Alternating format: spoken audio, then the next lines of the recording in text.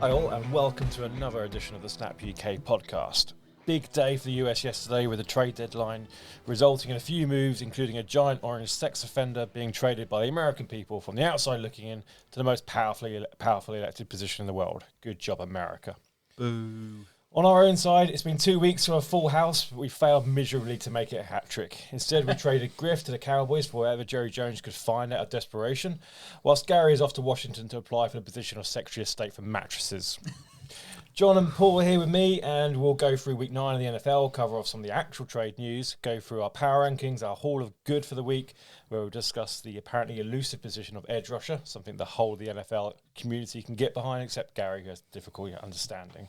A defensive end, apparently. Yeah, well, it's defensive end or outside linebacker that rushes the opposing. Do they get sacks? They Yeah, it's probably an edge rusher. Primary job is to get sacks. I'd call him Sackmaster. You can call him Sackmaster. So, yeah, the Hall of Good today, we're looking for Sackman. Sackmasters, yeah, brilliant. Good. All right, busy week 9. We did have a few buys, so not a full slate of games, but who's picking first from the litany of entertainment which we suffered through? Shall we start? No. Following Gary's rules, I want hands up. Oh, sorry. Yes, John. Shall we start with...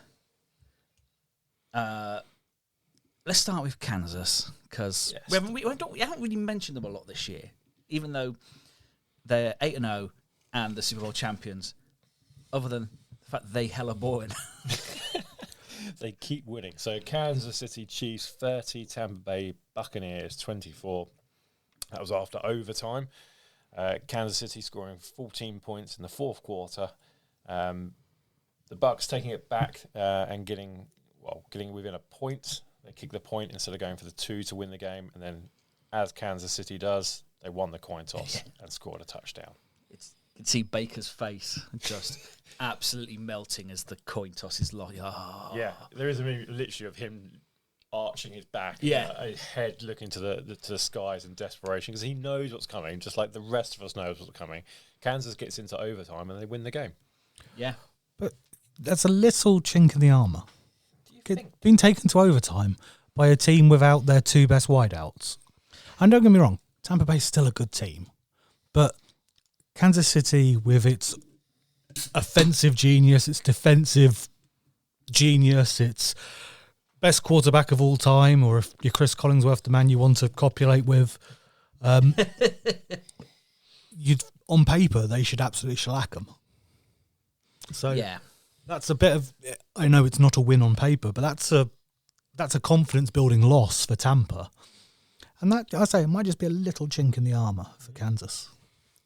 Mahomes got an ankle. He rolled his ankle, didn't he? So it wasn't prime Mahomes. But I mean, they've added D Hop to the team. He's got 2 touchdowns. It was a rainy day, which we've seen other quarterbacks like just how bad. Remember Josh Allen was last week when the rain came. It's not really an excuse for someone like Mahomes, but there's mitigating circumstances. But yeah. They're 8-0. They're 8-0. That's what matters. I think that's the thing, isn't it? They're 8-0. They just find ways to win games, and they've done it again this week. But you're right. I don't think they played all that well. I thought the Bucs played really well and probably deserved to win it. Yep. I don't agree with the call at the end, given you're playing away from home, and Kansas is a tough place to go, even if they weren't a great team. As an imposing stadium. A very loud crowd. You're playing the Chiefs, and you know what they do in overtime. They just win. Yeah. Go for 2. Yeah, I guess it is. In hindsight, you just go, you're going to lose. Probably going to lose anyway, because that's what. Just try for it. You're damned if you do, you're damned if you don't. But I'd rather be damned for doing it. Yeah, exactly. Maybe that's the English meaning. That's like, yeah, glorious failure. Yeah, great. But I think it's all the analytics play now, isn't it? because the analytics would tell you shouldn't go for 2 there. I think the analytics probably would tell you he goes to 2. I think that's old man football. I think it's Todd Bowles as a football man going like Brandon Staley would have gone for 2. But Brandon Staley also wouldn't have got into the position to be there. Dan Campbell would have gone for 2. Dan Campbell would have gone for 2. Dan Campbell wouldn't have got to a point of there.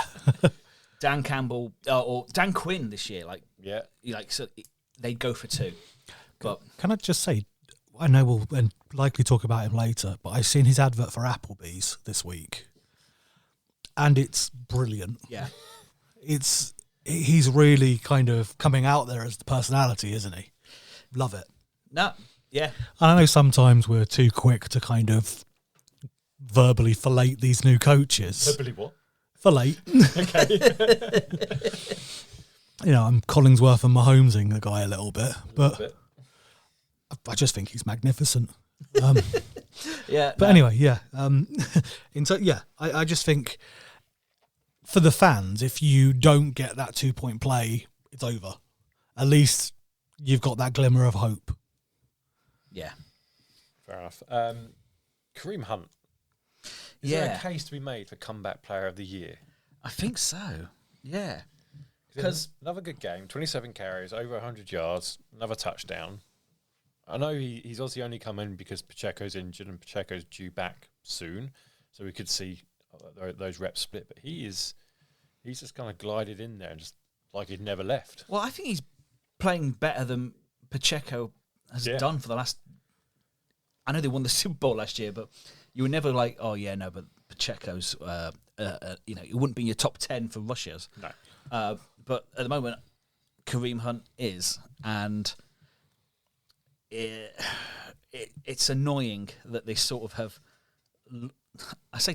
looked themselves into another offensive weapon. Like they take advantage of the fact that the Browns had a offensive situation, which meant they had no use for Kareem Hunt. They fucking used him now. Beforehand, I don't know. I understand why. Just Sean Watson just doesn't work with running backs. It just doesn't. I'd be surprised. Bad people usually enjoy hanging out with bad people. Oh, I'm sure. Allegedly bad people. Allegedly bad people. I don't think there's any alleged about it. I think I'm just covering our asses. I'm sure they're great mates. It just does it doesn't work with rushers with Deshaun Watson at the moment in thing. So there's no point in having Kareem Hunt. I mean, also it's a win. Kareem Hunt also wasn't very good last year. That's why he's the comeback player of the year, because he got 300 yards last year. But he wasn't the primary runner there, was he? I think. But Chubb went out quite early. Yeah, but I mean, this is kind of a double win for Kansas because you've got somebody who knows their playbook. You've got somebody who knows Andy Reid, knows the facility, knows what Mahomes wants. Yeah. It's great. The best teams take advantage of other teams' failures, and that's what the Chiefs do time and time again. Right, Paul, take us to another game. I would like to go to the Packers versus the Lions. Oh, good shout. So this was the famed Lions game, first game of the season where they played in the outside, in not easy conditions either. Any time you're in Green Bay, it's not easy conditions. No, but there was wind, there was rain. I think people probably were commenting a little bit on Jared Goff being a dome player, which is fair enough. But they ended up winning 24-14. Another. Lions have been scoring freely. They didn't score freely on Sunday, but they got the job done, which is a little bit Chiefs-esque. It was interception return was sort of the difference between the two teams in the end. It was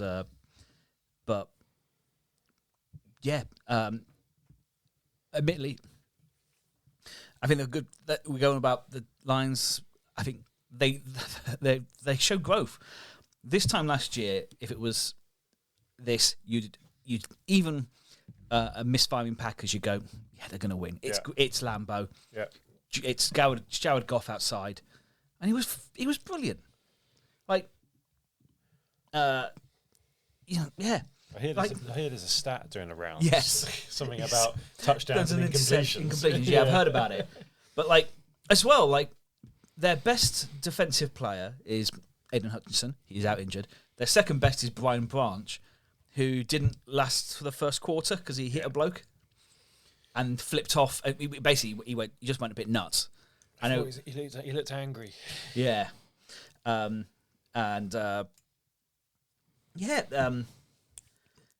it's brilliant. I think it's that old thing in football, isn't it? Just win, baby.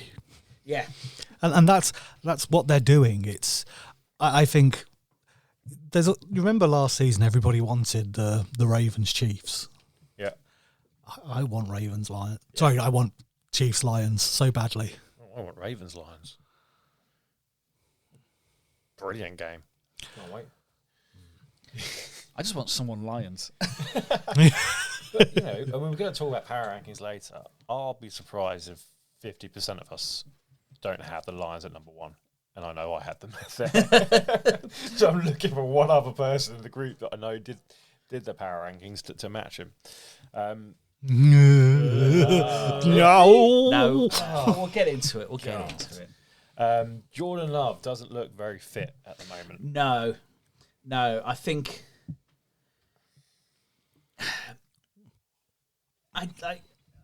he's limping everywhere. Like, I know this is a big game, but I think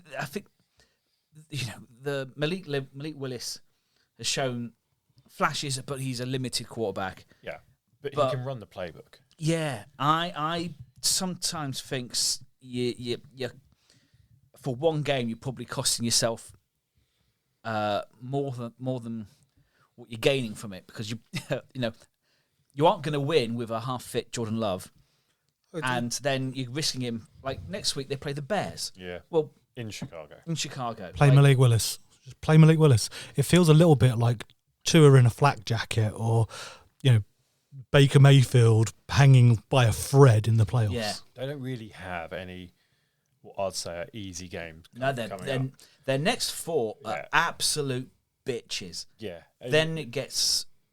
You mentioned that at the Bears, and then at the 49ers, then they got a really fast turnaround, because it'll be Thanksgiving, they're playing the Dolphins, and then they're at the Lions again. Now, you'd think,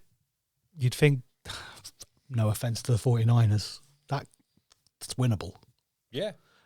I'd say that's winnable. No, Dolphins is winnable. But if you're looking for a week to rest Jordan Love and perhaps give him a bit of time to recuperate, you don't have that week anymore. You've probably gone past it now. Yeah. Oh, I'd say Soldier Field is still the opportunity to rest him. I don't know. Soldier Field, defense. the Bears defense is great. Yeah.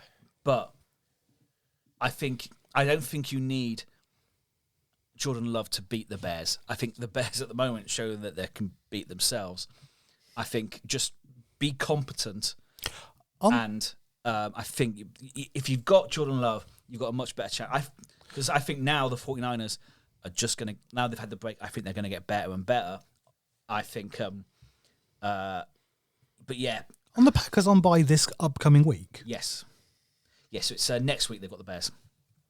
So not this week, the week after. I'd still go Malik Willis next week. Yeah. I mean, let's see what happens after the bye, but it's a fortuitously timed bye for them. But yeah, if he's going to look like he did on Sunday, I think he came back too early. Yeah, they rushed him back. I don't think there was the need to rush him back either. No. And Malik, look, at the very least, if you've got a good defense, which they do, and a good balanced offense, you just need competence. Yeah, and you've got Christian Watson, you've got Jalen Reed, you've got Dobbs, you've got good wideouts. Yeah, a good balanced all offense. Mixed. When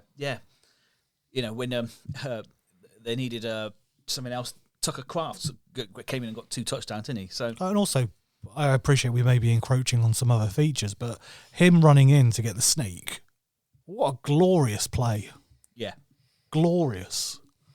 So yeah, I'd love Packers were my Super Bowl pick this year, and I'm not giving up on it yet. But yeah, I'd see where they end up in the power rankings. We'll see, but yeah. Right, I pick next. I'm going Bills 30, Dolphins 27. This felt like another game where the team that should win did win, but just snuck it, and they'll probably get back to change rooms and let out a huge sigh of relief. Yeah. And it feels like Miami might be back. Probably a little bit too late to make it to be a genuine contender. But Tua was looking great. 25 from 28, 2 touchdowns, no interceptions. Throwing accuracy was beautiful. The ball was in the place. We've seen more from Tyreek Hill now. He's still not scored that touchdown, I think, since week 1. But he had 4 receptions for 80 yards. He's going to seem to be getting the best out of A-Chain as well, both in the running and the passing game. This offense looks back to its best. It's just probably come a little bit too late. It's too late. Yeah. I think I didn't, the week before, this Dolphins team has no chance of standing with this Bills. And the fact that I think the last 7 drives were all scoring, it just tells you, like, it's too late, it's too little, but there is the basis of a team there. It's just, unfortunately for Miami, a lot of it's quite old now, and very expensive.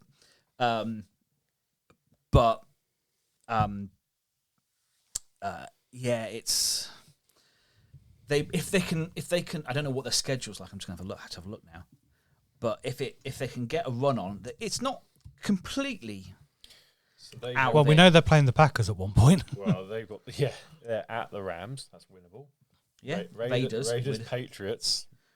Next 3 games are all very winnable. Then at the Packers on the 29th of November. Then Jets, Texans, Niners, Browns. So one. I'm just putting it in my head now. 1, 2. You're picking top 10. I think 7. 3, 4, no, 5, I think 7 wins. 6. I think there's 7 wins there. Yeah. That gets into 9. I haven't made Paul's crazy £5 bet yet, have I? This season. No, but I don't think this would be that crazy. Go on. Well, I want to put a crazy. Well, I want to make Paul's open bet. Go on then. What's your bet? And just so I'm very clear on this, so it can't be jumped on later. Gary Griff, you aren't here, so you don't count. For both of you, the Dolphins will pick in the top 10 in the draft. Yeah, I'll take that. There are some terrible teams in the league this year, and I don't think the Dolphins are one of them. I think the Dolphins have been one of them, but I think they're. I think they're back. Yeah. I disagree. All right, that's a good bet. I like it. For the Bills, though, carry on rolling. Yeah, you've won. Just move. Bass. He's the inconsistency in this game alone just shows that this is a team that won't ever win a Super Bowl. You can't have a kicker who misses as it's true. Point after attempts. Yeah. But then he goes and hits a 61-yarder for the win. But thank God they don't have a history of kicker problems. I know. But yeah, I adore watching Buffalo because they're either going to be laughably bad or Josh Allen can do things that just no one else can do. And he's just ridiculous. Yeah. I don't think he gets a lot of credit. I don't think he actually gets enough credit that he deserves. We'll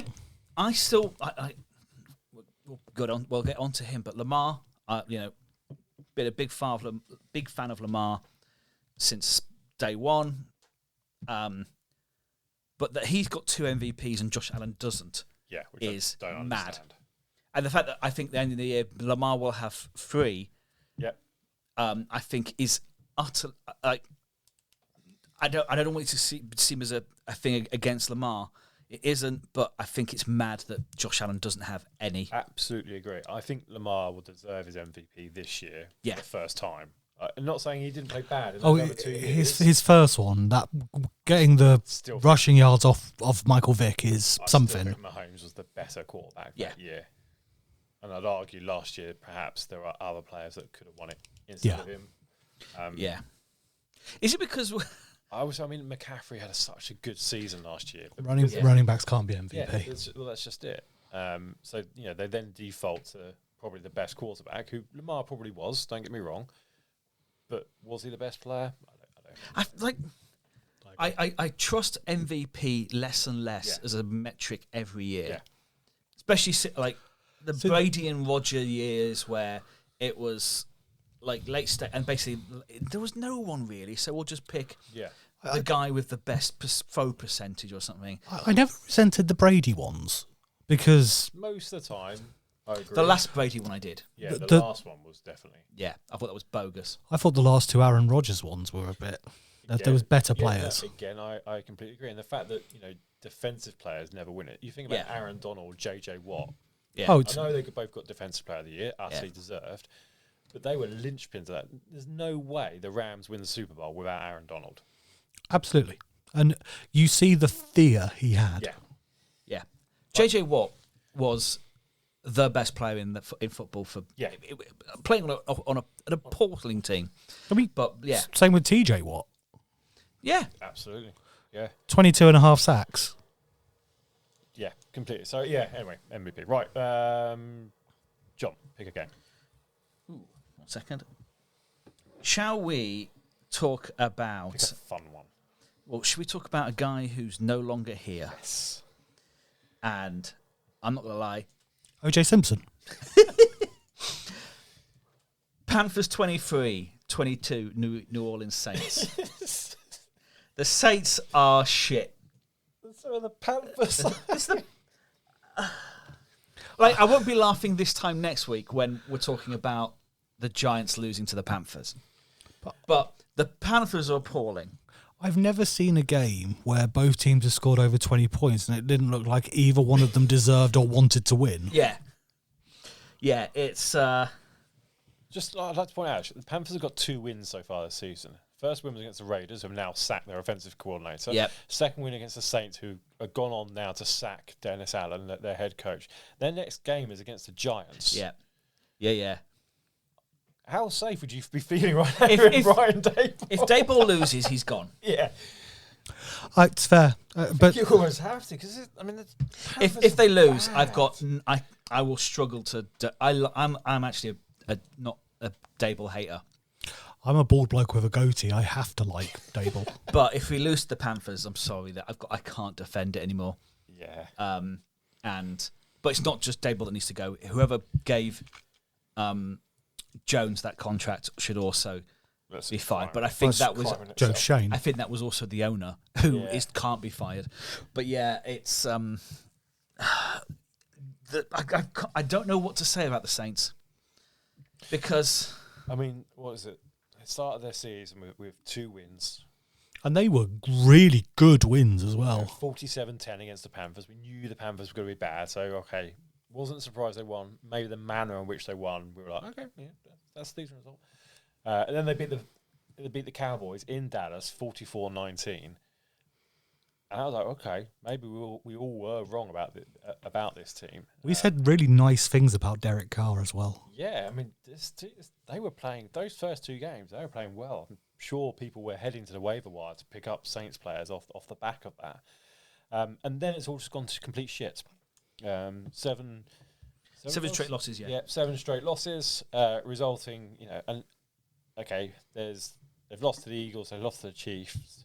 But realistically, there's losses to Falcons, Bucks, Broncos, Chargers, and now the Panthers.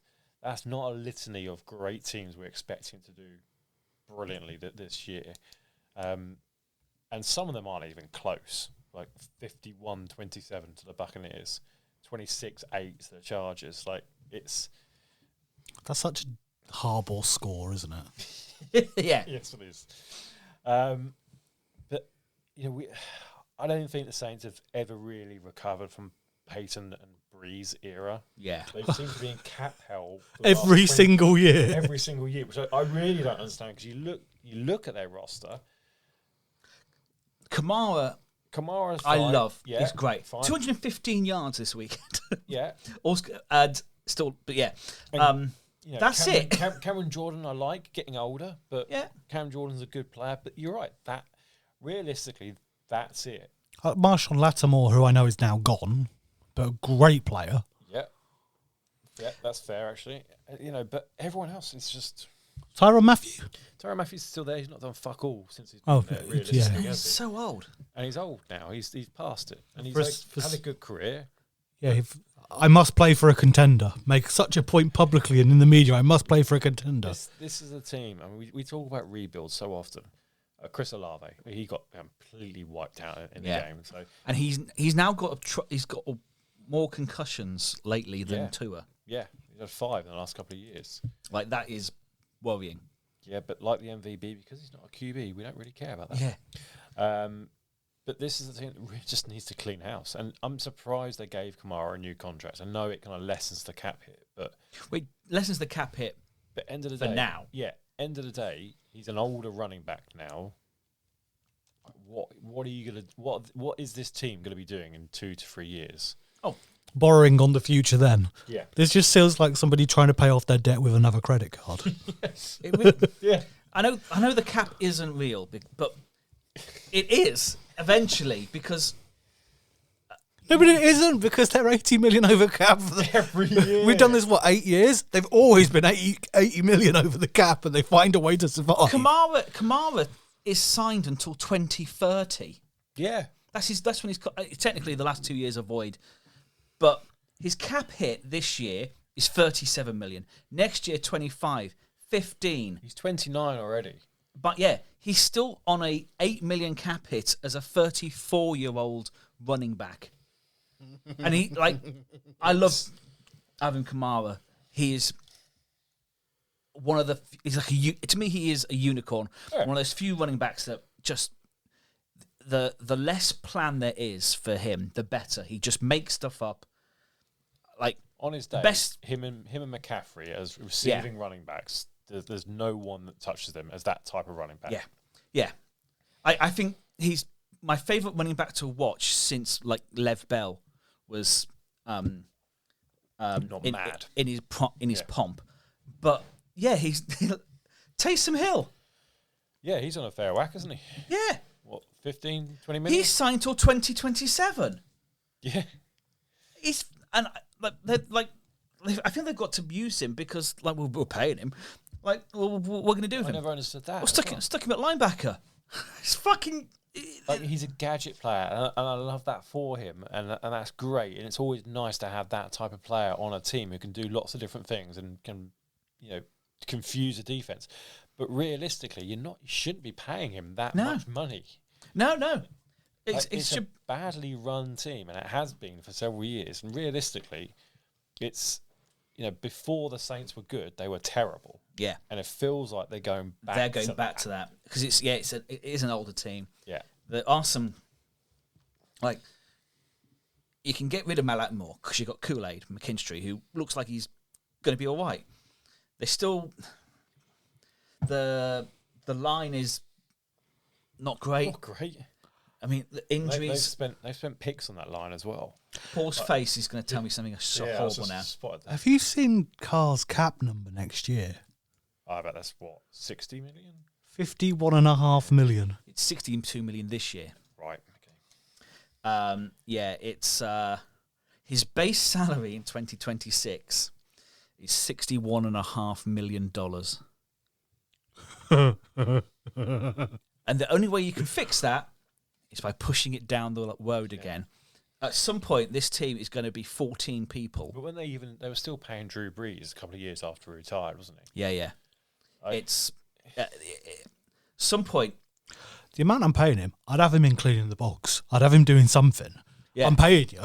Yeah, come in and be like an offensive coordinator or offensive assistant or something. It'd be something. Can you just do stand up before the game? Just entertain the boxes. Exactly. But at some point, this is a team that's possibly going to be picking first in the draft for 2 to 3 years straight, I think. But we'll need to, and it's just they keep kicking the can down the road, which stops it. Yeah, it needs to be a full rebuilding. Get rid of Mickey Loomis.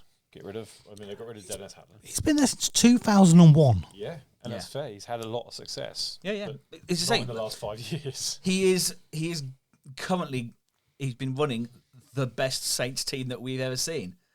It's just unfortunately he's done it and tried to keep hold of it and kicked it down the can, and eventually the road's run out. Yeah. And you can't fire him though, because who's going to want to fuck that job? Like, Oh, but you saw like with Chicago, nobody wanted the Chicago job, and then Ryan Poles comes in and does an absolutely marvelous job. I think that's a decent job for a GM. yeah, Providing that there's the understanding. So, okay, it's going to take, to your point, 3 to 4 years, A, to get rid of all the bad debt, yeah, and then B, to get rid of some pretty average players who you can't afford to get rid of now because that's going to cause more bad debt. So this is going to need to be a team that suck it up, mate. suck it up and have a couple of wonderful drafts, because they need to probably hit on at least 60 to 70% of their draft picks over the next 3 years for it to be decent. So next year they are still 62 million over on the current contracts. The 2026, they finally go under the cap, and that includes, but that doesn't include their draft class which they need to they'll need to sign. It doesn't include any players they want to bring in. It's a nightmare. That's terrifying, Isn't it? Yeah. As the Panthers, they won. They did. They still won't commit to Bryce Young for next week. Understandably.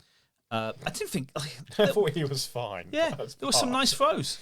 But, I mean, he's always been an accurate quarterback. He's just so small. Yeah. I mean, also, he's playing in an awful team. Yeah. Yeah. He's only got Leggett effectively now. Yeah. And the running, they have at least a rushing attack. Jubba Hubbard, he's been good. Yeah. The last couple of weeks. They get Jonathan Brooks this week, and the good thing is they're playing the Giants, who can't defend the run.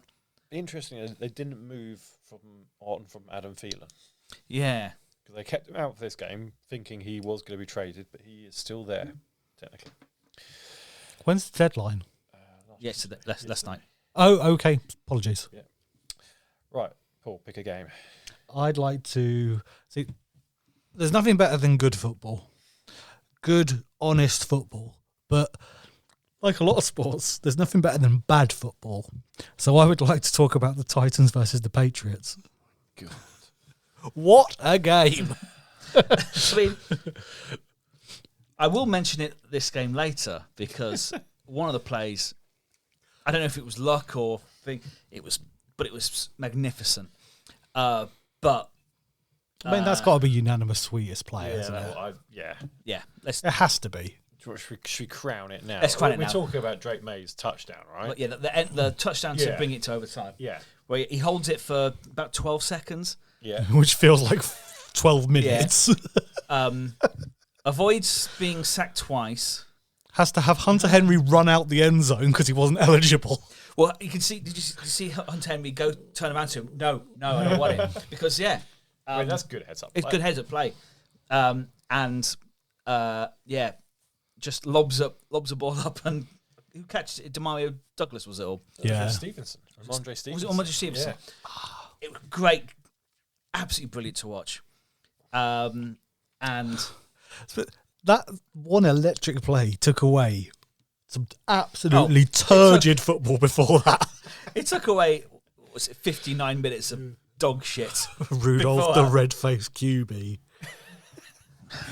I mean, There are some very awful stats.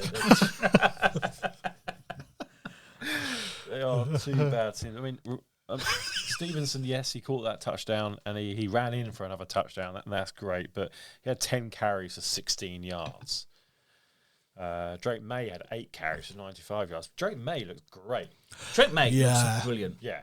And the reverse in terms of cap from what we said with the Saints. The Patriots have like 187 million or something ridiculous in cap, don't they? Yeah. Far off, it's a lot. I think they've got the highest cap, or certainly top 5. I think they've still got a lot of cap remaining from this year, because you can move. I think it's 3 years worth of cap. You can the limit is 3 years. Yeah. You can move it across.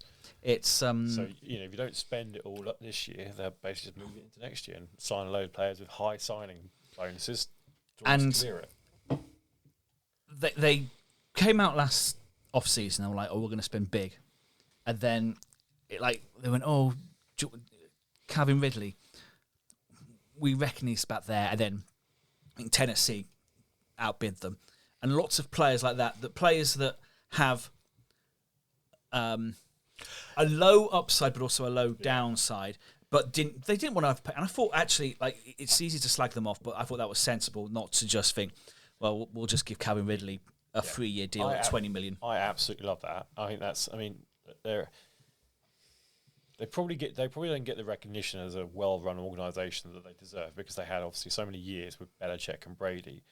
But along with the Steelers and the Ravens, who, you know, they never overpay for a player, either if they're trading or if it's a contract. All their contracts are relatively sensible. Patriots had that 1 year where they splurged on a whole load of players. Yeah. But they learned their lesson. I think Juju Smith-Schuster is the one that made them go, wait a minute, on the Johnny wideouts. Smith and There were a few others, weren't there, on the defensive side? Well, Matt Judon to an extent. Yeah. They probably overpaid to get him in the first place. But this is a well-run team, and I think they're going to go back to that and probably be quite choosy about who they do bring in and what they pay them. I mean, Drake May feels a bit like when they got Bledsoe. Yeah. He's a solid. I think if they can get the pieces around him, they could quickly change into a team which is competing again. Yeah. Yeah. They need to still learn how to draft receivers, though, because they just haven't done that. I know it's a new person, but Jalen Polk can fuck off. He's rubbish. Just random guys. Yeah. Just they need to bring someone else into like a wide receiver GM to do that specific thing. But get some. Yeah, just nick someone from the Steelers who they do. Can't they just do what other teams do? Well, to be fair, they have got an LSU receiver. They've got Keyshawn Booty, haven't they? Yeah, they do. Yeah. But get a better LSU receiver. Go out and get a better wide receiver from LSU. Because that seems to be the ticket for every other team, doesn't it? It does seem to work. They do seem to, and Ohio State as well. Yes. They seem to have a lot of the receivers. I think there is another good one coming out of Ohio this year as well. For the Titans, probably helps save Callahan's job for a little while. Because I know he's not going to be fired mid-season, but a 3-game losing streak and then to lose against the Patriots would have been, I think, too much to take. I feel very sorry for him in total, because just go like, here you go, steer the ship. I'm going to cut off your hands before you do that. Yeah. And put the blindfold on. Yeah. Steer the ship. It's taking away, all our offense goes through Derrick Henry, but we got rid of him for you. Yeah. Well, don't worry, because we've also got rid of D. Hopkins. So you don't have to deal with egos, because there ain't any anymore. Did you like that Calvin Ridley? Yeah. Yeah, we got rid of him. Yeah. Well, they got him in, didn't they? Brought him in, didn't they? Brought him in, yeah. We'll get rid of him as well. And you like Tannehill. Tannehill's a solid quarterback. We brought in a guy who puts mayonnaise in his coffee. Yeah. Off you go, mate. Win 11 games. Yeah. Don't worry, he's shit. But he takes coffee. He takes mayo in his coffee. Yeah. He eats bananas with the skin on. And I think that the thing with Mayo is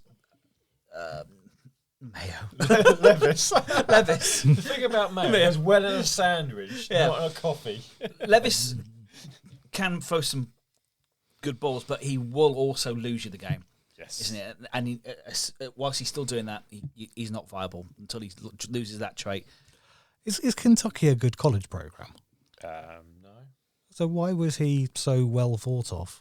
Was it because there wasn't many other quarterbacks that year? Yeah, it was a little bit thin on the ground, shall we say. All right, let's move on. I'm going to take us to Baltimore, to the presumed MVP. Baltimore Ravens 41, Denver Broncos 10. A bit of a whooping on the score sheet, but this is probably Super Bowl favourites, I think. At the moment, yeah. For the moment. They're a good team, but they will lose games they shouldn't. Yes, they do. That's fair.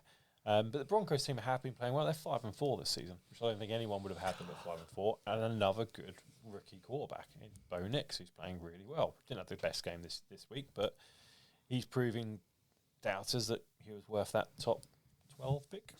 I think so. I think But just such a Sean Payton will deliver a solid, respectable performance as a coach. He's done that with this team. There's nothing really special about this Denver team. defense is good, apart from this week. Yeah. But they're playing a good offensive team as well. Yeah. Yeah, I think, and also you've got the unicorn running back playing against you. So he's gone over 1,000 yards already. Week 9. Yeah. So that's the 6th time he's done that. Is he still on track for 2,000? I think he might be just short of 2,000 this season, but He should be in an MVP conversation. Yeah, absolutely. yeah. Oh God, yeah. I mean, Teams are scared of him. Seems genuinely frightened. I mean, also, I know it was last week, but the hit on that defensive back, which pretty much looked like it paralysed him. just the guy's incredible. Like, I think in the current he plays, probably as close to an MVP Hall of Fame person as we've got. Probably the only other guaranteed Hall of Fame is probably TJ Watt for me. Well, Mahomes and Kelsey probably. But yeah, I mean, the hype machine, take them away. Fair. Henry is projected to have 1,987 yards. Oh, shit, then, isn't he? Yeah, so far. But he is already on 11 touchdowns and projected to have 21 touchdowns. He'll be all right. Yeah.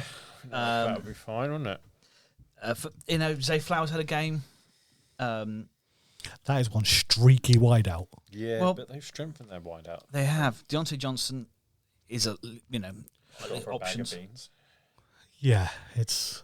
I think that's probably the way that they don't want to have a traditional number one receiver.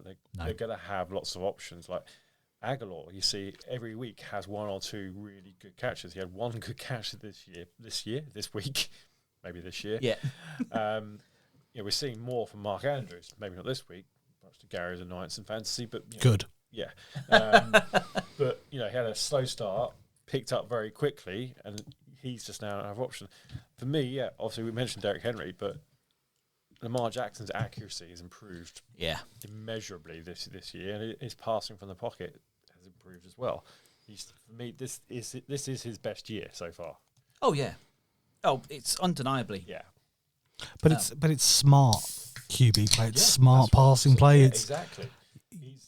He's getting more experienced. He's learning how to be a quarterback, not just a quarterback who runs. Can I throw it 30 yards? No, fuck it, I'll run. Yeah. Is out of his mindset now? The reason Mahomes does so well is those stupid little 8-yard passes to Kelsey. The reason Breeze did so well was Captain Slant. Yeah. Yeah. No, it's So same with check down Brady. It's Lamar's currently projected to throw for just under 4,500 yards, 38 touchdowns, and only 4 interceptions. so their running back's not going to get 2,000, and their quarterback's not going to get 4,000, and you call them contenders. yeah. Even though they are, they're not, the defense isn't struggling because they held Denver to 10 points, but they don't look great. I don't think it's your traditional. I think they're struggling with defense. injuries, aren't they? But yeah, They put in Trey White, Yeah. and I love that. yeah.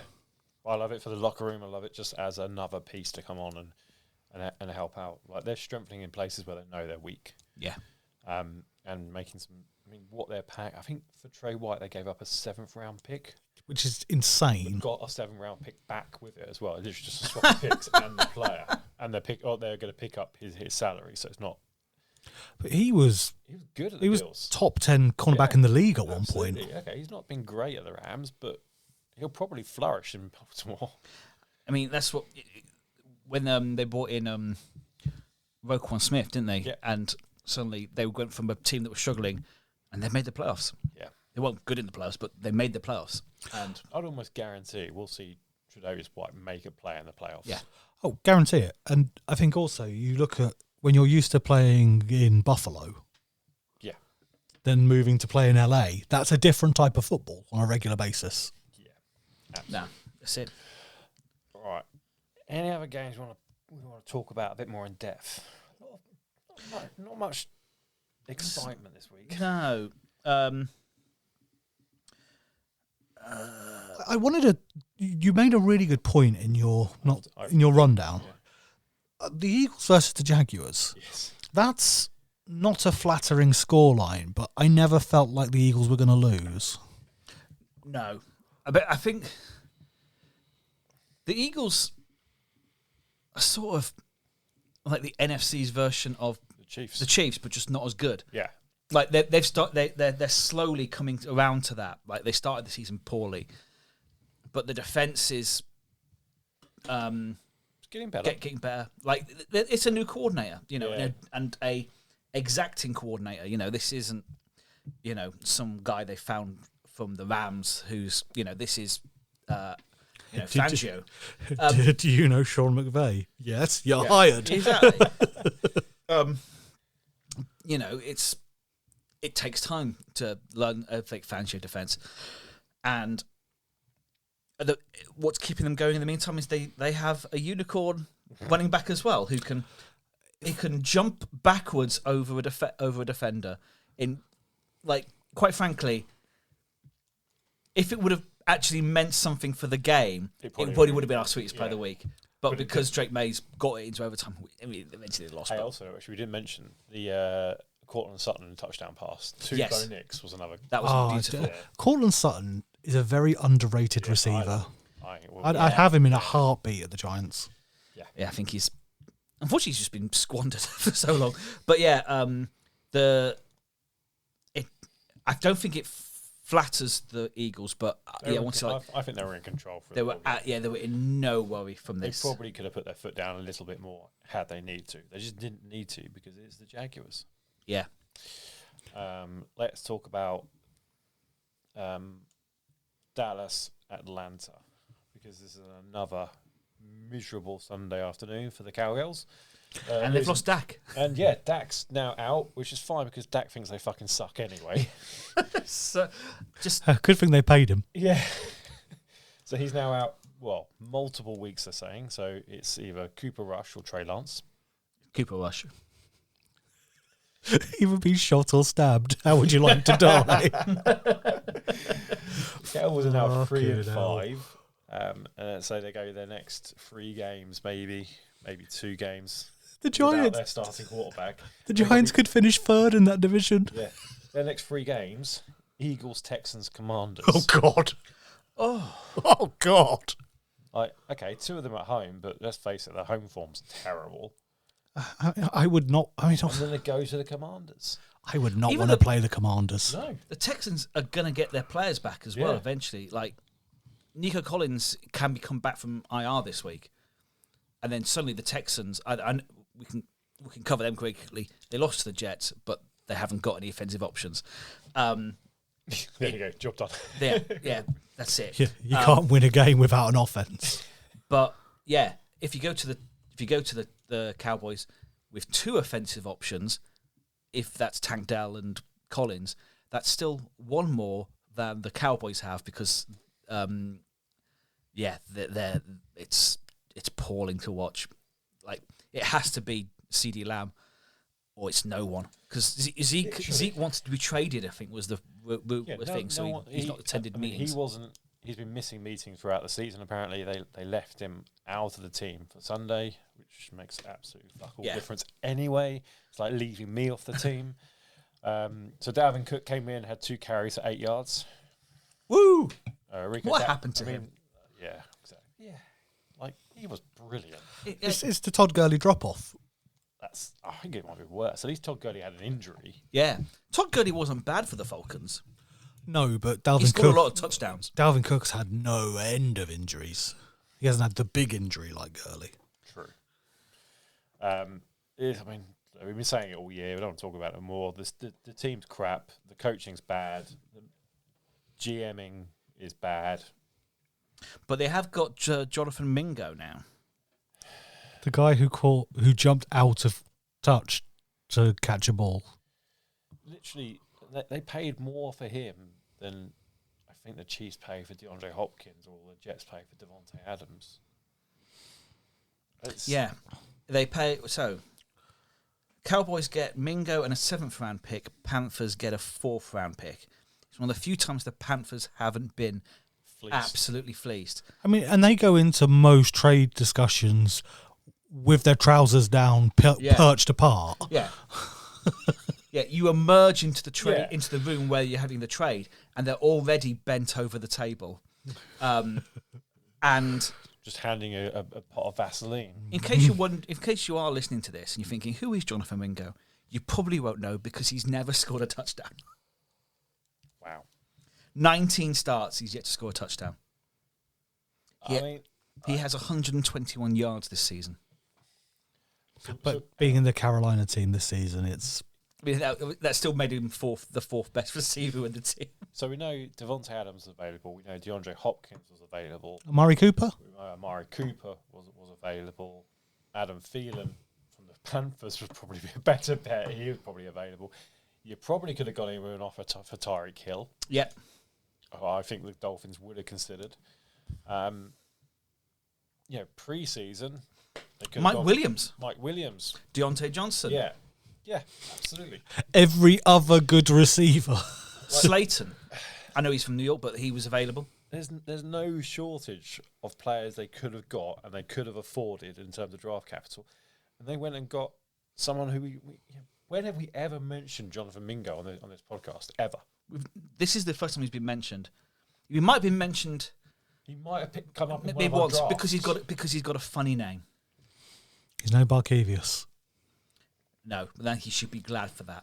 Yeah. But yeah, it's absolutely mad. I one of the things I really detest most is the instant reaction trade grades. But I saw that and I was they called it right. Though. Yeah, Cowboys. I think someone gave Cowboys a D, and I was like, that feels rich. All right, not going to talk about them anymore. Well done, Falcons. You won a game against a bad team. Cardinals 29, Bears 9. Yes. I was a bit surprised by this one. I was. I expected this to be tighter. Yeah. I did expect the Cardinals to win. Yeah. In Arizona. It was Arizona. But the Bears, it's just a tale of as old as time, isn't it? They draft a quarterback, they give him the wrong head coach, then they fire the head coach after one season and start again. And you're like, well, you've just wasted a year with a quarterback I think is good. Yeah. Yeah, you've got the roster isn't the problem. No. Not, actually. No, I sort of expected to wake up on Monday morning and hear that both Dennis Allen and Eberflus were gone. But I don't. And I know Eberflus stays because they're still in contention. Yeah. But why didn't they get rid of him at the end of the season last season? I don't know. Yeah, we literally no idea. What did they have last season that made you think they were? I think it's because they brought in Shane Waldron as the offensive coordinator, and just the assumption was that he's going to help. But I think they're letting down a quarterback again. Yeah, and I mean, like you say, the roster looks great. Yeah, it does. Gary would probably disagree, but I think this is probably in terms of roster quality, probably one of the best Bears side we've seen for a long time. Since I've been watching football. On paper, this is much better than the Trubisky years where they at least got to a playoff. Yep. And their schedule over the next few weeks sucks. Yeah, they have a bad. Their end to the year is tough. Yeah, it is tough. It's the hardest in the league. Yeah. Arizona though, I think they're sneaky good. I think they're really good. I think they're sneaky. I don't even think they're sneaky good. I think they're good. Yeah. Yeah. Okay. And from a Rams team that stuttered to begin with, from a Seahawks team that isn't doing much, the Niners team they could win this division. I think they could. Genuinely, yeah, I agree. Yeah. All right. Again, they probably haven't got the same level of quality that the Bears have, but they seem to be making more of the players that they do have. Like James Conner's having a great season. Yeah. He's such a solid option. For a bloke I ridiculed when he got the job, their head coach, Pew, pew, pew, pew. and the bus speech and stuff. Like, he is doing such a great job there. Yeah, I agree. And do you know how many players got a pressure on Caleb Williams this game? Nope. 16. Jesus. 16 different players got a pressure on Caleb Williams. They can't protect him. Yeah, and that's a problem. And the Cardinals don't have the star power that the Bears do, but they're better run. Yep, absolutely agree. I mean, also, Marvin Harrison Jr., what a fucking player. He is. He's not setting the world alight, but I think he's only going to get better. There's still... And I'm not going to write him off right now. I think, you know, last season, Laporta was comfortably one of the best tight ends in the league. Yeah, I know. pride. Yeah, Trey McBride, I know he's not rookie, but he's still young and he looks phenomenal. He does. Now he's an absolute difference maker. Beast. Cool. Any other games you want to talk about? Chargers 27, Browns 10. I mean, it was just back to the old Jameis, wasn't it? Yeah, But 3 interceptions. And there were bad interceptions Yeah. as well. Like, there wasn't even... I mean, one of them, there wasn't even a Browns player in the shot when it got intercepted. So I'd like to, forgive me because this is the perfect point to do it. It's not necessarily linked to this game. They should change the way the stats are recorded on interceptions. I know what you're going to say I here. know where you're going to go, but yeah, go on. I don't know if it would be worded like at fault, non-fault, Yeah. like you have in tennis, Yeah. unforced errors. Yeah. If I throw a ball to my wideout who tips it and it gets caught by the Someone defensive else. back, Yeah, that's not on the... That shouldn't be on the quarterback, you're right. yeah. There was a couple of interceptions this weekend where I thought that shouldn't go against the quarterback. It's, I think Josh Allen's had a couple. He's only had a few interceptions. I know one of them was definitely a tipped pass. No, Yeah. I agree. I couldn't agree more with that. I think for something that is as well thrown, it's thrown up in the media against quarterbacks. Or got so many interceptions. I think that it is needed, but Justin Herbert as well had another good game. He did. I was just about to say, for a team that's meant to be a running team, like Justin Herbert's slinging the ball around, 2 touchdowns, 282 yards, and multiple receivers having multiple receptions. Quentin Johnson had a terrible rookie season, and this season is actually putting up numbers. yeah. And he looks terrifyingly fast. Yeah, and big. Yeah. Unfortunately, the best throw of the game was then dropped by Quentin Johnson. So he's not perfect, but God, the difference between him last year, where by the end of the season, I was like, he can't start this guy. Absolutely. Yeah. Commanders 27, Giants 22. Expected. Yeah, absolutely. It was nice to see us get to the second half, stop them, and start moving the ball again. It's nice for Daniel Jones to actually score a touchdown in New York. Break the hoodoo. I don't know if you saw it. Apparently, there's another good stat where between the touchdown he last threw at MetLife and this one, the Chiefs have won 2 Super Bowls. Yeah. I say that because I posted it to our group and then Griff posted the same stat. Exactly. I did see and then I posted it another 3 times.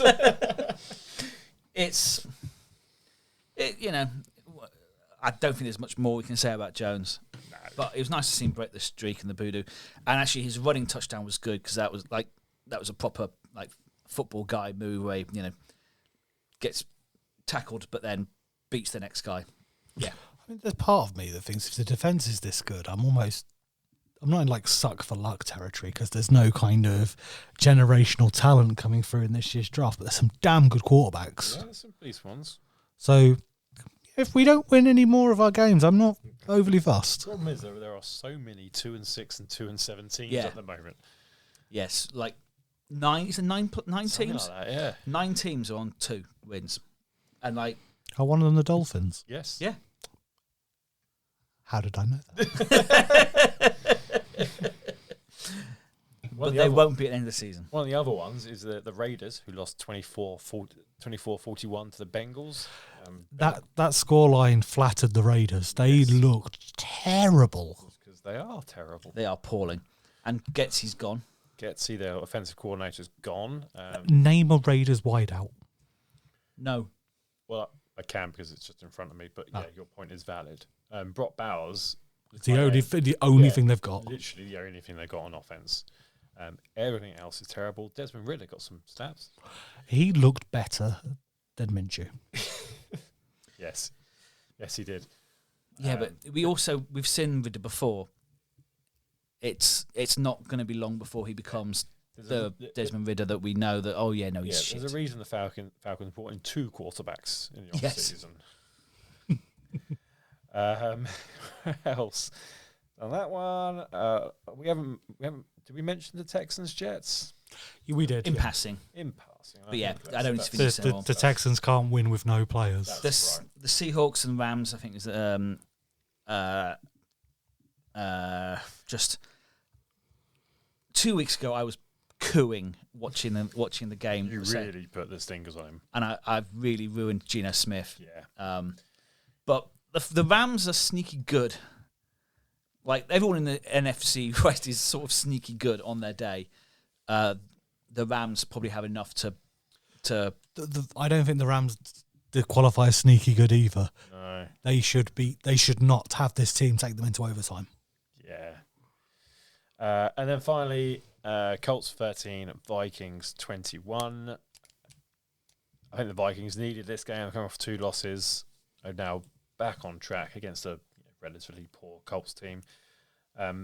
This is a good defense. You can't expect Joe Flacco to do much against it, but he would have done better than what Anthony Richardson would have done. Who probably would have tapped out midway through the first quarter. Would have won more though. We never forget. Right, let's take a break there, and we'll come back with more fun. And we're back, and Paul's still got a mouthful. Yeah. Right, we talked about Dennis Allen being sacked. That makes sense. We talked about Luke Getsy being sacked. Makes I mean, perfect it sense. makes sense, but not in the sense. We've still got Antonio Pierce there. It only makes sense that he should be sacked, but he should be going alongside everyone Antonio else. Pierce. Yeah. We mentioned it was the trade deadline on Tuesday, much to Paul's surprise. So we've spoken about Jonathan Mingo. We spent some time on that. Other key trades: edge rusher Preston Smith going to the Steelers. That's a great trade. I think that the Steelers have done some impressive business. Yeah. In this window with obviously Preston Smith coming in, but also Deontay Johnson coming in. Mike Williams. Thank you. Johnson went to the Ravens. He went to the Ravens, but Mike Williams also coming in as a wide receiver. Just gives Russell Wilson a few more options. And Russell Wilson, who's playing quite well. Yeah, but the one thing Wilson can still do is throw a lovely deep ball. Yeah. And Mike Williams loves deep balls. He does. He loves a deep ball. So, moonball mania. Yeah. A trade which I think was expected in terms of position.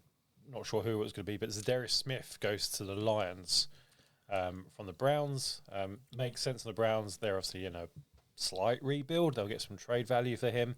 Also makes sense to the Lions in terms of they haven't got Aiden Hutchinson anymore. He comes in, adds another piece to that pass rushing unit. Contract-wise, is that just a pump and dump at the end of the season? I don't think it's far off. I believe it is. It makes total sense. So I'm just looking now, just to make we like some accuracy here. There were a lot of rumours flying around that Myles Garrett would be on the trade block. Well, not on the trade block, but they would listen to offers for him. There was a lot of nonsensical trades for Myles Garrett played on NFL media, weren't there? So he's signed till next year, but then he's also got 3 void years where he counts a little bit towards cap. Well, that's fine. Aiden Hutchinson doesn't have to be paid yet, so yeah, it kind of makes sense. As well, on third down, they've gone from a pressure rate of 53 to 20. Oh Jesus! Without Aiden Hutchinson, I think they've been able to mask his absence, but I think if they didn't make this move, when it counts, I think they'd have really, really missed him. Yeah. And you look at the Chiefs are a bit of an oddity and an anomaly data-wise, but the other teams that had won the Super Bowl had made that kind of key defensive pickup. Yeah. It makes total sense. It does. We mentioned it, but we didn't really touch on it that much. Marshall Lattimore goes to the Commanders. Great signing. It's brilliant. I also think, do you know what? For me, it indicates that the Commanders are there and they know that they're now contending. And I think that sends a really good message to the locker room. It's like, right, we believe in you guys. We're going to bolster. Yeah. And we're going to bring in a star cornerback. Because he is, like you say, he was a top 5 cornerback not that long ago. Yeah. It's win-win for both teams, I feel, because the Saints are doing naff all. We've mentioned they've got Kool-Aid McKinstry, who could be an absolute talent. And the thing is, for me, like, there's coaching and confidence has done so much for Washington, because I can't tell you, Jaden Daniels is a star now, but will it be maintained? I don't know. There's no other real kind of... You guaranteed you'd have them on your team given the option. Yeah, in Washington. They're just great spirit. And it takes advantage of that rookie contract as well. Marshall Lattimore, not cheap. Top cornerbacks aren't, but they can afford to pay him because they're not paying a quarterback that much. Yeah. He's not paid much. They're not paying him much at all. I think it's like $600,000 this year. Admittedly, he's got a big thing next year, but if they don't want it, they can just dump him. Yeah. We talked about Mike Williams going to the Steelers. We talked about Mingo going to the Cowboys. Khalil Herbert, the running back, the Bears traded him to the Bengals. The Bengals have been distinctly average at running back this year, and that can only, I think, strengthen their position. Herbert's not getting any... I've not really seen him on the field this year. It doesn't feel inspiring, though. It doesn't. No, I can't imagine you improve an average situation by adding more average into it. But that's mean. Sorry. That's a very poor averages joke. Sorry. Fucking hell. Shut up. Oh, man, that's great. I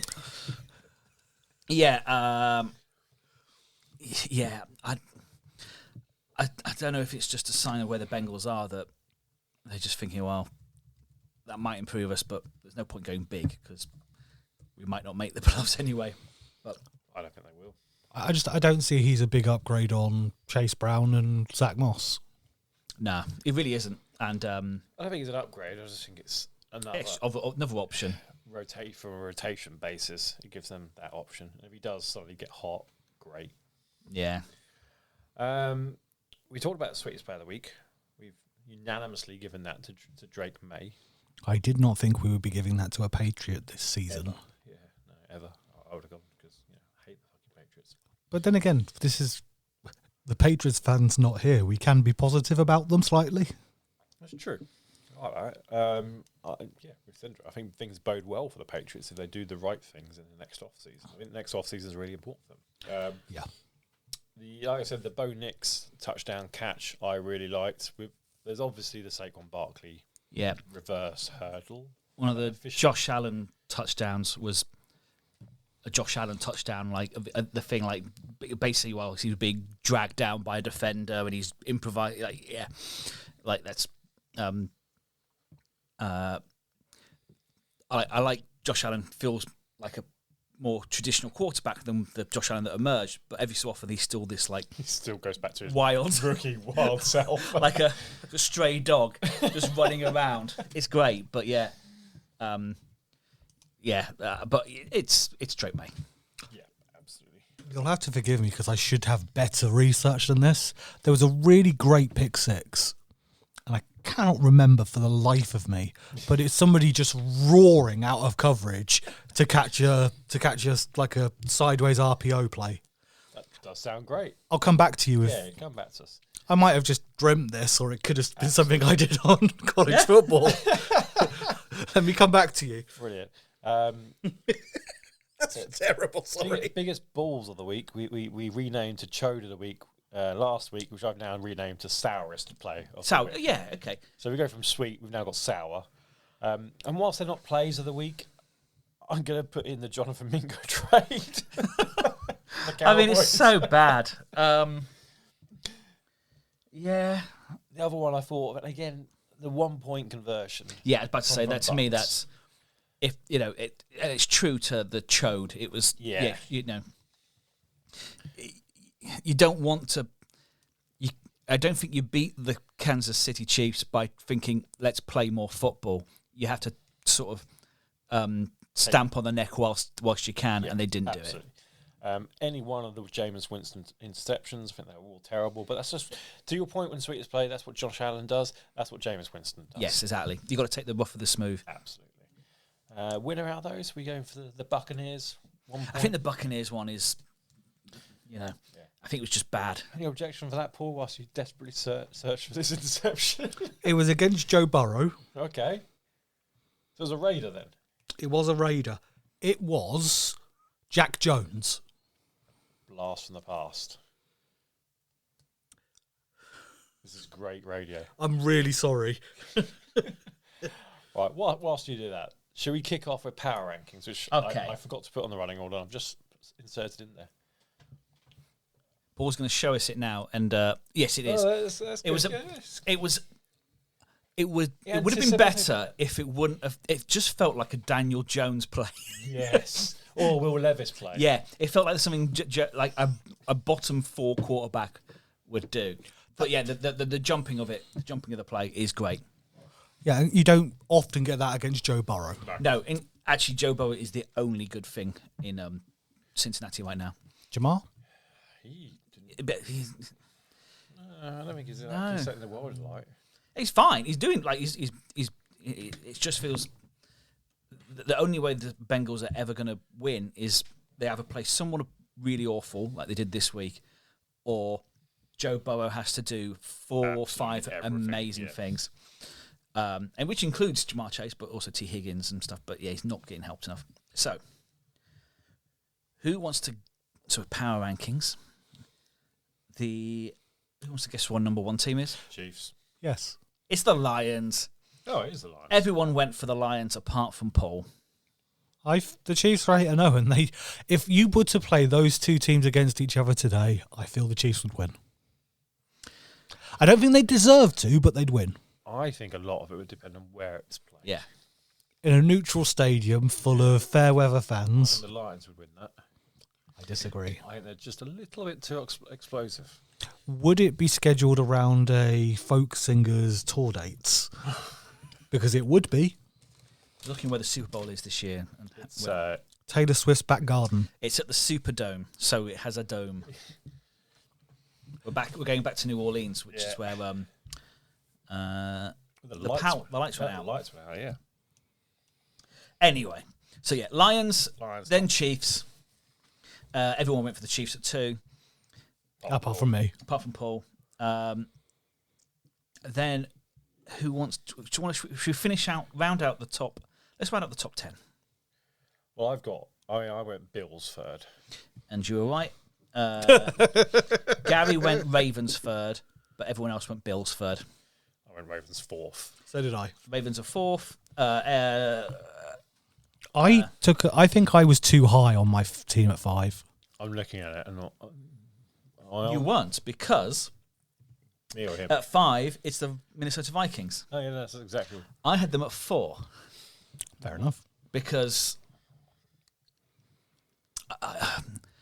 I like the Ravens. I think they're brilliant. But they would lose too many stupid games.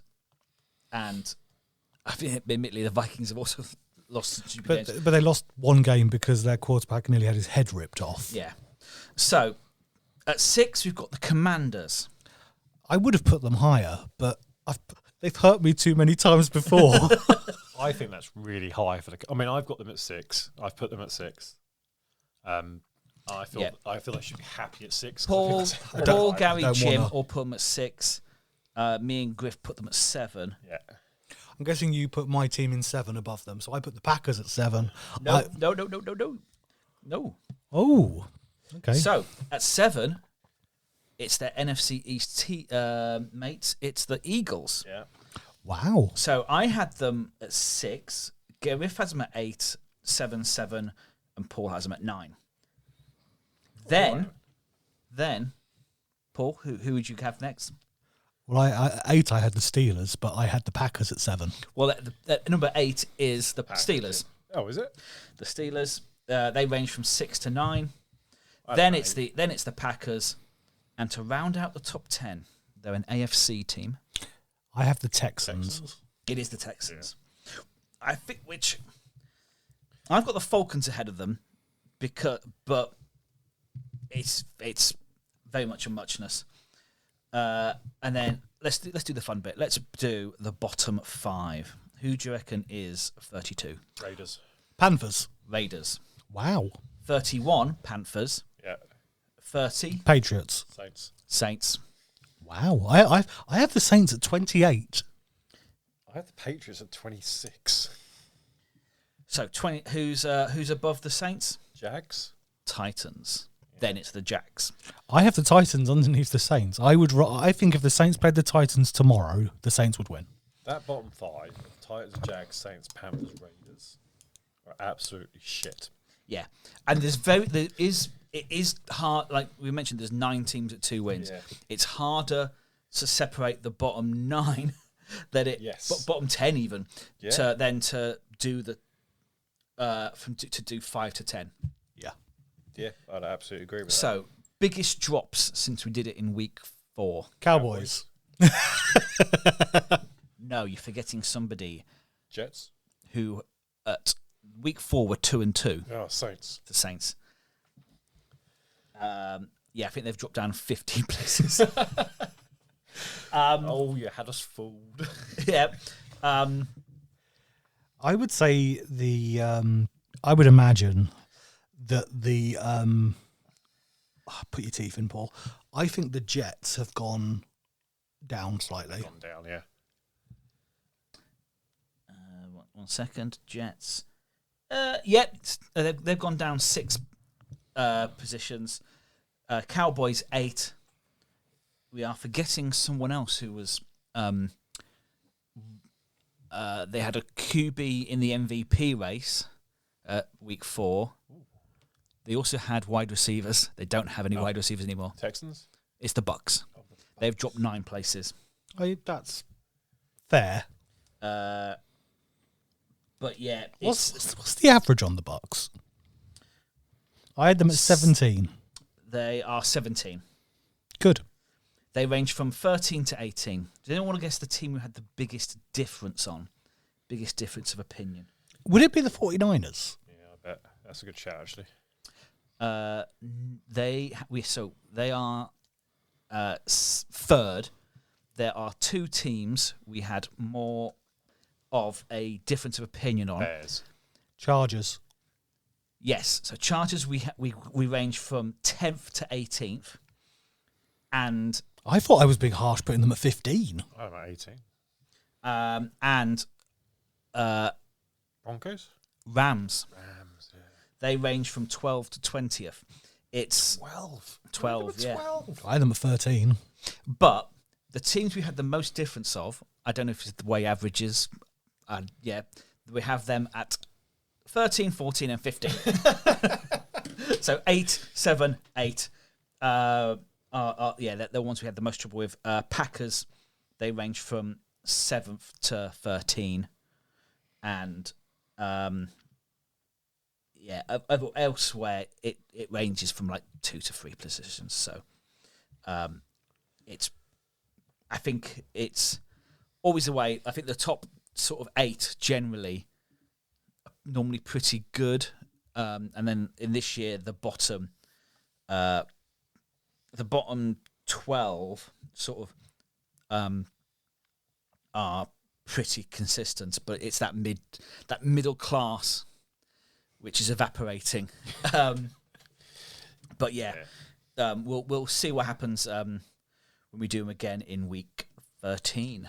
Excellent. Right, that brings us on to the Hall of Good, which this week is. You've got it in the defensive ends. It's edge rushers. Yes. Just to keep it consistent. So this is the week. This is the Hall of Good players who aren't or not, and very unlikely to make it into the Hall of Fame, who we enjoyed watching, who are good, and we think deserve probably a bit more credit. Each week, one of us judges, and the other 4 picks. I am the esteemed judge this week, which is good because I've won it 3 times now, which is more than So gives you guys a chance to catch up. I've got the nominees from Griff and Gary, which I'll go into shortly. But Paul, John, What do you want to do, Gary? Because they don't. If we have picked one of those, we can make the change. All right, so let me go for Gary's first, because I think this has got more chance of winning than Griff's. Gary has gone. I think Gary's playing to the judge a little bit, knowing that I like the more historic picks of great players who've never made it into the Hall of Fame. Gary's gone from a defensive end from Pittsburgh, the Pittsburgh team of the 70s, L.C. Greenwood. Greenwood played for Pittsburgh Steelers between 69 and 81. He won 4 Super Bowls. He was twice first team All-Pro, 6 Pro Bowls. He was in the NFL 1970s Team of the Decade. He's a Pittsburgh Steeler all-time team. He's in the Pittsburgh Steelers Hall of Honor, and he's in the Pittsburgh Pro Football Hall of Fame, but not the actual Hall of Fame. Who would have thought it? Yeah. He was part of that kind of defensive line, the Iron Curtain, that had Mean Joe Green in it, and just dominated every single one of the opponents that they played. He was picked in the 10th round, pick number 238 overall. Oh, I love that stuff. I mean, to be fair, the Steelers in those years draft magicians. Oh, absolutely. So he also led the Steelers 6 times in sacks. He had a career total of 78 stats, which wasn't an actual stat at that time. They obviously gone back and made it. So, yeah. So, I mean, if I'm being controversial in terms of this being a competition, he has no sacks because he retired in 1981, didn't he? Yes, he did. Before that was an actual stat line. So just bear that in mind. He has 0 sacks. I will bear that in mind, but he's a strong early favourite, I think. On the flip side... Sorry, Griff. As soon as you sent this in, I did think about this player when we mentioned it. Do you reckon he's also he's played the man here because he's gone 49er? Yeah, I get that, but he wasn't that good for the 49ers. So Griff has gone for D Ford. And we'll stop there. Yeah, a former first-round pick for the Kansas City Chiefs. He played both for the Chiefs and for the 49ers. He made a Pro Bowl in 2018. He was a co-leader in 2018 for forced fumbles. Griff handily sent me his stat line. Games played 85, sacks 40. Griff, did anything else? Edge rush nomination, D Ford, stats attached. The stats speak for themselves. He was a wrecking ball, but also a piano maestro. I appreciate that. But he did one thing that really pissed me off. He was the guy that was offside for that. Of course he Tom was. Brady play. Yeah. Yes. So for me, he basically gifted Tom Brady a Super Bowl, which is unforgivable. So L.C. Greenwood and D Ford are the 2 nominations from Griff and Gary. And now I will pass it over to you 2. So I'd like to start, John, if that's okay. I'll start. So I'm going for a guy who was a first-round pick. He's a Super Bowl champion, 2-time All-Pro, 4-time Pro Bowl, forced fumble leader in a year. He's part of the 2010s All-Decade team. He won the Butkus Award as a pro. He is... This is good pedigree, mate. 112 sacks. He has 1 interception, 2 defensive touchdowns, and as a defensive end, defensive touchdowns is an impressive stat for me.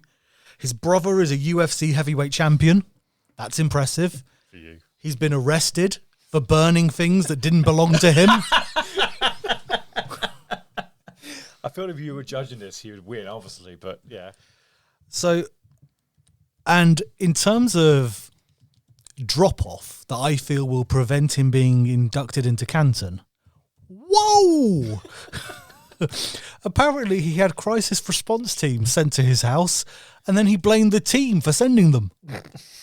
So I'm talking about Chandler Jones. Nice, like that. Yeah, he was a great player. Great player. And in terms of his time in Arizona, especially from what I remember, he was with that Arizona team at that time. Remember Josh Rosen? Yeah. He was the only good thing they had. The only good thing they had. You could argue 108-year-old Larry Fitzgerald. You'd be wrong. Chandler Jones was fantastic, but I do not feel he will be in contention for the Hall of Fame based on his personal life afterwards. Yeah, he did kind of go off the rails slightly. And he also made the mistake of going to the Raiders, which never helps anyone.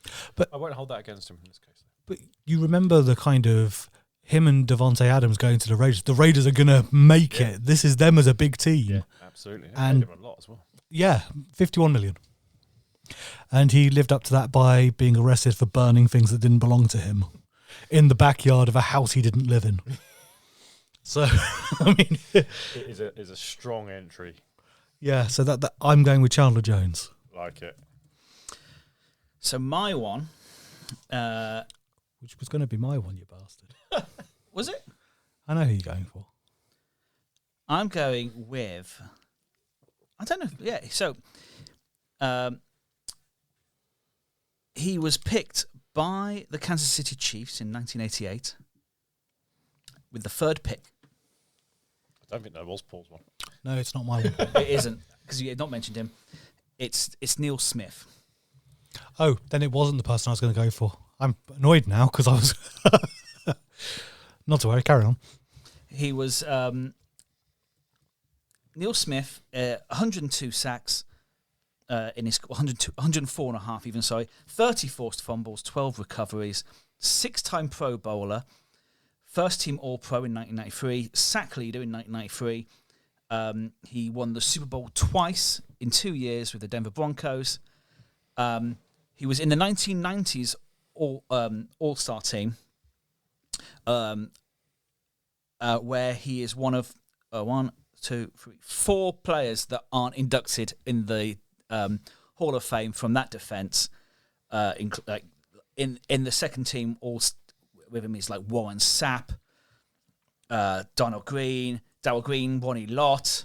You know, ahead of him was Bruce Smith and Reggie Smith from the. You know, this guy has pedigree. He, quite frankly, how he's not in the Hall of Fame, I don't know. He also has a rule. Because the Neil Smith rule was that he would flinch to get the offensive lineman to go offside, and that's why that is banned, because it was they called the Neil Smith rule, and effectively he has never been a semi-finalist in the Hall of Fame. He is. If he doesn't make it this off-season, he loses his modern era eligibility and he becomes a legacy player and he will never make it into the Hall of Fame. So it's literally, he's got one more year to make it. I don't think he will, because the Hall of Fame just gets harder and harder to get into each year. But for a guy who was an absolute stud and missed 1, 2, 3, 4, 5, 6, 7, 8 games in 11 years as a defensive end, like, that is tough. And in that time, 2 Super Bowls, 15 sacks in 1993, which was more than anyone else. I think he deserves to go into our Hall of Good, because he's never going to get the attention that he deserves for being in the Hall of Fame. Love it. Those are 3 excellent nominations and default. Sorry, Griff, you're not winning this week. Don't apologise. Right, let's start in reverse order then. Default is obviously 4th.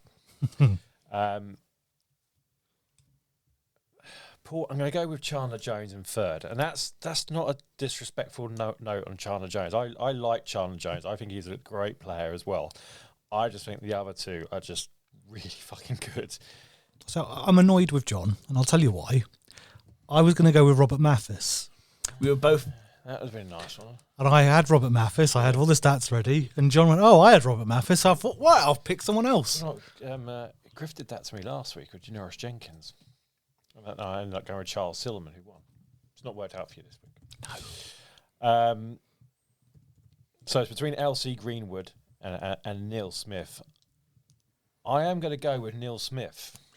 Yes! And it's for one good reason, because I think they're both, in terms of kind of stats, yes, Elsie Green had a few more Super Bowls, but he played on probably a better defensive line. I think in terms of stats, they're still quite level. Elsie Greenwood, I think, will get into the Hall of Fame as a legacy player at some point. I agree. I don't think Neil Smith ever will. Nah. Just because he doesn't have that, I guess, that brand Name value. Yeah. the brand name to it. So Neil Smith, welcome to the Hall of Fame. A worthy addition, I feel. Congratulations, Neil. I got one in! So, am I the only person who hasn't so far? Yeah. Oh, good. Who picked Charles Tillman last week? That's me. Fucking hell. So, what position are we picking next week that I could lose on? Can we go back to quarterback? Or do we have kickers? Safety? Oh, safety. I'll happily judge the safeties. All right, well, let's do safeties, and John can be judge. And then we might have to go back to quarterbacks. Unless we do kickers. Kickers. It's a bit hard, isn't it? Yeah. It's hard to love. Even though they, There have been some characters. there have been some characters, but yeah, I think let's have safety nominations next week, and I will judge. Excellent. Right. What's left? Week 10 schedule. Anything jumping out to everyone? The Thursday night game is the one that jumps out to me. Bengals at Ravens. I think that might be might be a bit of a thrashing. But you never know. I'll be watching that because I've got Friday off work. I'd like to call out Commander Steelers. That could be a lovely little game. And that's in Pittsburgh, so that could be... Oh, forgive me. This is what happens when I'm relying on Google.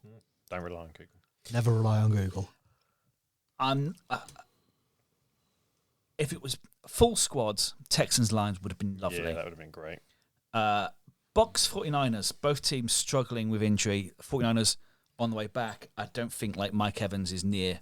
No, I think the 49ers are getting fitter. John Jennings is coming back. I think it's maybe a week early for McCaffrey, although week 10 has been touted as he might be back. But he's on the fantasy app. He's still out, but he's predicted to get 16 points. So we've got a game in Germany this week because apparently the US hates the Germans. It's the Giants against the Carolina Panthers with Machine Gun Kelly at halftime. Yeah, I mean, just to pour a kilogram of salt into that wound. Literally. So yeah, there's that. But it's interesting because the US usually do quite well when they bring a machine gun into Germany. Fucking hell. I mean, didn't they have the Patriots last year? Yes. It was an absolute dirge. Chiefs? Yeah, I think it was a dirge of a game. Yeah. So yeah, but the Germans just lap it up. But do that. I mean, that game sold out quicker than the London games. Yeah. So great, but yeah, it's Dallas's woes are going to continue with a visit from the Eagles. Looking forward to another win there. And then, where was it looking? Monday night, Dolphins at Rams. That could be a fun game. Yeah. That has the hallmark of a bit of a shootout. Yes, I think we can probably judge the Rams a bit more after this. I think if they win this, then I'm like, okay, yeah, they might win the West. Does McDaniels have a hot seat? I don't think he does. But I also think he should have, because I don't think he does, but I can understand the question, where the question comes from. He's a well PR'd man. Yes. Yeah, but he does look like a guy with the struggles of the world on his shoulders this year. And sometimes you just feel like, well, that's because you played Tim Boyle, mate. It's your own fault. I think, obviously, not having Tua for those games hampered him massively. Now, the flip side is, as an organisation, why don't you have a quarterback that can step in? When you know you've got an injury-prone quarterback, why haven't you prepared better? How much of that is on him versus the GM? You can debate that, but I think he'll be safe. I think he might have at least another year. I think if next year they don't get into... I don't think they'll get into playoffs this year. If they don't get into playoffs next year, there's problems ahead for him. Yeah, I really do, because he's made as many playoffs as Daybell. Yeah. Oh dear. From a lot more wins, but a lot more money. And no, I'm a Giants fan, so I don't care if I offend. A lot better players. Yeah, no, 100%. I mean, that roster, like even without Tua, I think a well-coached, capable backup quarterback should be able to throw a 5-yard dump-off pass to Tyreek Hill and Jalen Waddle and let them run. Make some yard after catch. Yeah. So, yes, I think obviously not having a number one quarterback doesn't help, but I think they've actually got that team should be able to work no matter who's under center. Yeah. No, I'm with you there. Cool. Anything else, gentlemen? I've got nothing. I have nothing. Right. In that case, we will call it a night and we will see you all next week. Thanks for listening. Bye. Yep.